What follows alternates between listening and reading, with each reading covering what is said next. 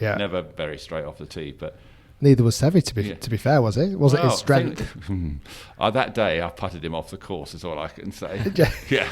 But everything else he dominated. Oh my God, yeah. Off the tee was amazing. 40 yards past me. Really? Yeah. So in 1975, did you play, I don't know if I've jumped ahead here or not, but you played with Seve? No, 1976. 1976. So in May 1976, the Leicestershire Golf Club hosted a European Tour Pro-Am because tournaments would finish on Saturdays in those days. Okay. So the tournament finished, whatever it was being played was at, I think it's Finham Park in Coventry. Still 4 days though? Yeah, 4 days. Would start on Wednesday. Finish on Saturdays. Okay. Again, Sunday was supposed to be a a day of rest. Yeah. So then at that stage, the European Tour tried to put on Pro-Ams close by to where the tournament was being held on a Sunday. And Leicestershire Golf Club was hosting this, and they very kindly gave one spot to a good player, an invitation. Can you remember what you were playing off at this point, handicap-wise? I was scratch. Did plus handicap, was it around back then? Can't remember, but I'm pretty sure there were less than 100 plus handicappers in those days. Right. I mean, it was amazing to get to a plus handicap. Of course. You do hear that a lot, that like, without being disrespectful, scratch back in those days was different to scratch now. Oh my goodness, absolutely 100%. There's no doubt in my mind. So what would you have said scratch back in the day was like a +3 handicap now? 2 plus 2 plus 3, I would think. And, anybody who got into pluses, they're the Peter McAvoys, the Nick Faldos, who were +2, maybe +3, I think, possibly. They were the guys who were shooting 65s all the fun. time. Yeah. So you teeing it up, you're playing in this Pro-Am. Yeah. Do you know who you're playing with at this point? I got drawn with Seve Ballesteros, can you believe it? Oh my goodness. I know, it's so... I mean, if you've ever got a life that is done by, a script. it's meant to happen, isn't it? Script writer. Yeah. So I got this guy came on the tee. Hello was possible. He barely spoke a word of English. At this point, again, this is before mine and Guy's time. Yeah. How famous is he at that point in time? So I think I had a look. Obviously, I looked him up when I knew I was drawn with. How? You can't Google him. You had the European Tour, the magazines. You could look back in the magazines, and I think I had a John Player yearbook or something. You could look up the results of the tournaments. Yeah. You see, I think he finished in the top 10 in a European Tour event the year before. So he had a little bit of... Did you know him as the next up-and-coming superstar? Well, I don't think anybody did. No. At that stage.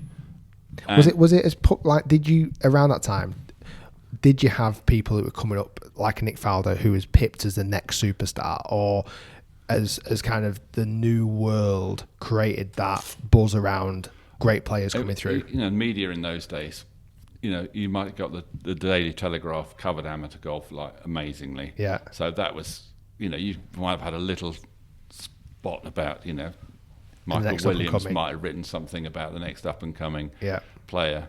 Faldo was obviously amazingly, he burst onto the scene and was instantly amazing. Yeah. Sandy Lyle had been amazing from a 14-year-old. Of course. So Mark James had been winning everything in the Midlands as an amateur.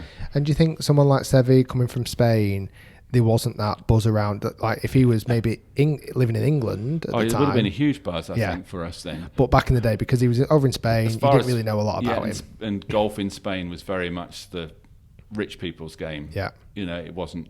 I mean, he had a hard enough time getting to play in the first place anyway. Yeah, of course. And I think I just knew if you just way someone hits a golf ball, and I was longish. I was not very straight. Yeah. Never very straight off the tee, but. Neither was Seve, to be fair, was it? Was it his strength? That day, I putted him off the course, is all I can say. Yeah. But everything else he dominated. Oh my God, yeah. Off the tee was amazing. 40 yards past me. Really? Yeah, and the sound of the strike was, you've obviously good players. Of course. When you just close your eyes beside someone. Faldo, when you close your eyes beside him, amazing noise. Same with Ballesteros and Sandy, were all incredible. Well, I had one story with that. I was up at I was up at Trump International a couple of years ago, and it was the same week as the Scottish Open. I was on the driving range hitting balls, and someone behind me was hitting. I'm like, God, that sounds good. Like that sounds. They do. That sounds really good. I turn around, it's Phil Mickelson, and you just like the sound was just different. You have like elite player, then you have tour player, which is obviously pure. Then you have that handful, don't you? Again, your Rorys, your Phil Mickelsons, your Seves in the day, and it's just different again. You can't put your finger on what it is. It's just hit. Just sounded so good. So you were out there playing with him. Yeah. He scores better than you, I guess. Well, we were about the same, I think. We didn't do very well as a team. I remember that. I think I shot around about level or something, but only because I putted him off the course, But pro-ams, they're not really that interested, are they? It's a Sunday. Yeah. He's just played in the tournament. Yeah. He's kind of doing it for a sponsored piece or whatever it is. And I mean, so what did you take away from that round, though? Just strike, purely, and charisma. Yeah.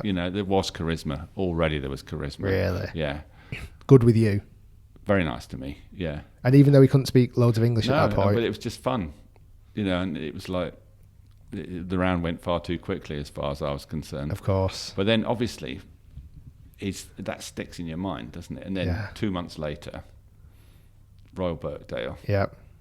And he's leading the Open with one round to play by 2 shots, goodness. and it's like, what? I was playing with him. Yeah, I played with him 2 months. 2 months before. ago. Yeah, and I remember putted him off the golf course. Yeah, I remember I was playing in a competition at home club that weekend, and it was a 36-holer on the Saturday, and I remember coming at lunchtime. What's happening? He hadn't even teed off, So I get in at the end of the day, and you've already played 36. No, I'm playing 36, and he's still on the course. Oh right, okay, sorry, he's not finished round. yet. Yeah. And I hear he's about 5 shots off, and I'm thinking, oh God, But it was kind of predictable, I suppose, because he had been all over the golf course for 3 days and was still scrambled and saved himself. But then he finishes eagle birdie to finish second. Oh my goodness! Who won that year?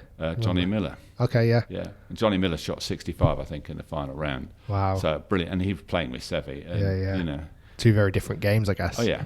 It was the month later he won his first event on the European Tour by 8. Yeah, Dutch Open. Yeah, and that was one of the fun things about this book, was that I actually found some pictures from the Dutch Open, which I've never seen before. A friend in Holland put me onto an archive, and it's amazing. We dug up some pictures of him playing. So did you feel at the time, he's a bit of an unknown, you've played golf with him in a Pro-Am, and obviously he's then leading the Open. 2 months later he goes and wins the Dutch Open or whatever by 8 shots. Did you almost feel like an attachment to him, because it was almost like absolutely like you're rooting for him? Do you know what I mean? I root for him from that very, very day that I played with him at Leicester Golf Club. I've experienced it a couple of times where I've spent time with players who are in their infancy and they're learning the trade and they go on to do great things and play on European Tour. I'm always following him on social media and stuff now. I'm like, God, I hope he's doing well. And obviously you had that similar without the social media back in the 70s where you were like, Seve's my boy. Yeah, I played with him. Yeah, totally. Always will be as well. Well, you've mentioned this. He is your idol of idols, isn't he? Yeah, sporting hero. Yeah. But he's... he's electric in every sense.